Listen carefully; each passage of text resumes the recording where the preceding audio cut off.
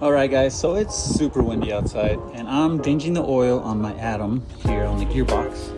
I took the whole screw out and nothing came out. I was like, you're kidding me. So then I took the top one off and it was airtight. So as soon as I took that one off, it started coming down, but that's not even half of this.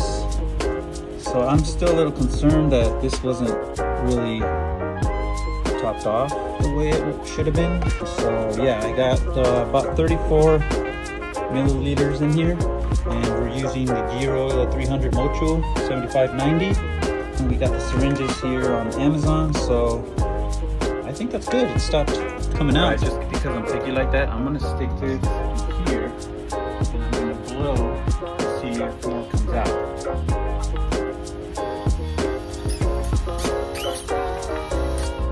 About it.